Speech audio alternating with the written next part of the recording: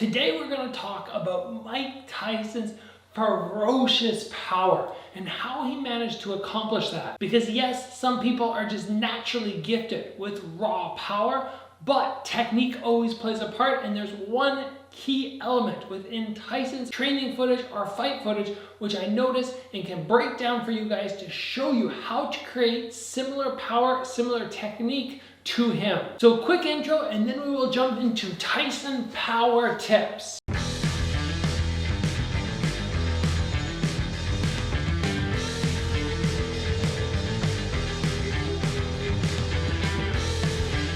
Alright guys, if you have studied Mike Tyson, if you know anything about him, you know one of his signature moves, his hands are here and he's moving his head from side to side, and usually while he's moving forward. Now, why does he do this? Well, first of all, when he's incorporating head movement as he's moving towards his opponent, he creates a moving target. Now this means, number one, his opponent has to start thinking about how he's going to deal with this, because it's not always just as simple as, oh, I'll just find the target. He has to actually start thinking, and when somebody starts thinking, it'll take their mind off something else. So that's a good tactic in itself. But next, you're always chasing. You're chasing where the head is going to be. For a split second, it's here, and then it's there, and then it's here. Always trying to find that target until Mike Tyson explodes on you. Now, how does he go about generating so much power as he shifts his head from side to side? And this is what I really want to break down today. This is what I believe is one of the key reasons he can generate so much power. So let's start off, and let's say I told a beginner, I want you to work on head movement. I want you to slip a jab and then slip across, and slip a jab and slip across. What you'll probably see most people do is right from their torso, they will bend their torso from side to side. That is 100% wrong. We don't want a whole bunch of movement from there. We want a whole bunch of movement through the legs. It's almost like I put a substantial amount of weight over one side and then the other side. And as I shift my weight from leg to leg, that allows my head to do that little movement. And then what Tyson does, what everybody else can do, is as my weight shifts over the right leg, when I shift my weight over the right leg, this means that my left arm is weak, but my right hand is going to have loads of power. If I shift my weight over my left, again, right arm is weak, but this one has lots of power. And this is what you see Tyson do. He shifts his weight, and then he can explode off on his punch. Shift, shift, shift, and then this left arm is ready. But we are still now just talking about an intermediate level. I want to get even more detailed with this technique and then show you guys how you can drill and utilize it. So the next point is, now we've recognized that it's not just through the upper body, it's through the legs. It's our legs that are doing lots of the work. But we don't want to completely neglect the upper body, because just utilizing the legs means our shoulders are going to stay square. What you will notice Tyson do as he drops to the side, he cocks his shoulders. That means the arm that is loaded up with loads of weight on it, which is ready for that big punch, it draws back. So now instead of just lifting off that back leg, I can lift and rotate, which is going to increase the power so much more. So when I shift from side to side, it's almost like I'm doing this.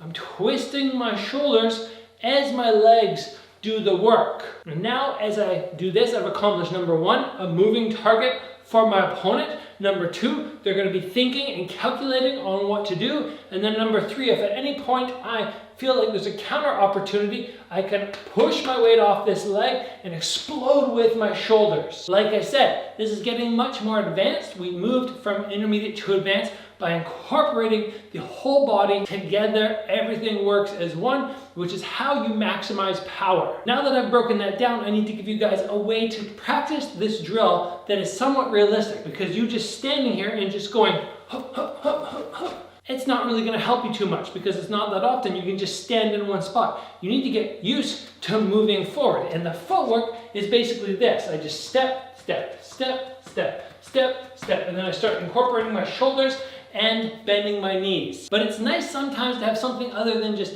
air around your head. So of course you could get a partner and just have them punch at you as they back up, and you just move forward and you track them. But what you can also do, and you've seen many people utilize this technique before, is get yourself some rope. And we're going to change the technique from sideways to rolling under. It's still the exact same idea. My legs are going to bend and my shoulders are going to twist. So I can take this, attach it to one object over there, and then I can attach it to another object here, and I'll give you guys a breakdown of how having a string taught at about head level can make a world of difference learning this technique. So the first thing is we don't want this rope too high, because we need to make sure whether we're doing our head movement sideways or we're rolling under, we're always creating enough head movement so we will evade the punches. So me having this around this level, that means I only have to do the tiniest of slips.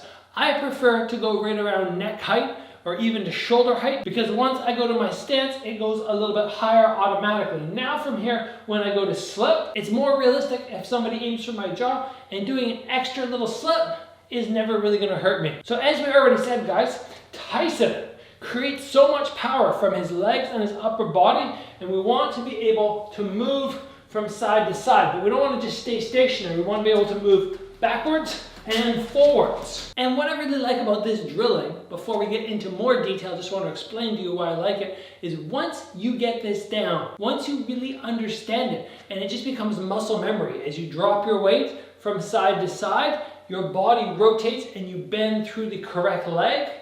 That means anytime you go to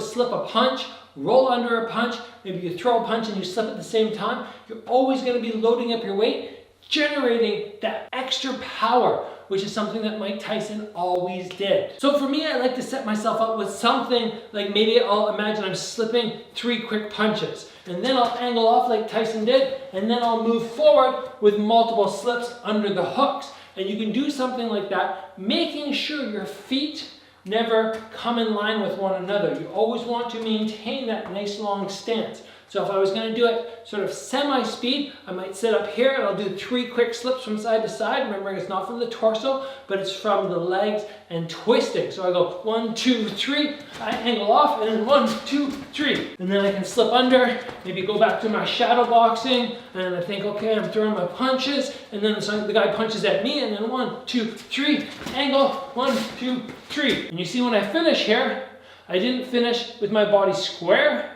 I finish with this shoulder back. That naturally happens every time I slip.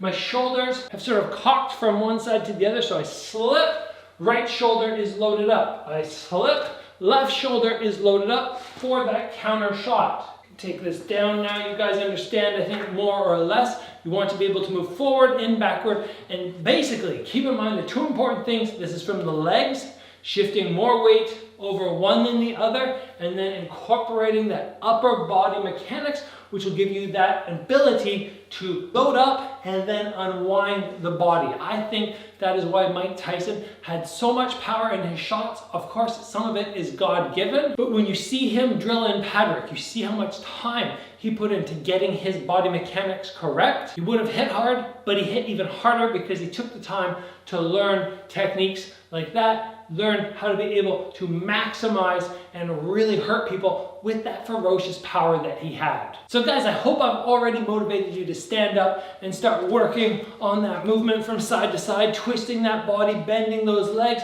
If you haven't got up yet, make sure the next training session at the gym, you try this out. It will make a difference with your power, and it'll give you more KO ability. So that's it for me today. If you guys enjoyed the video, give it a like. If you have not already, join the channel and get subscribed. Train hard, guys. I'll see you back here soon for another video.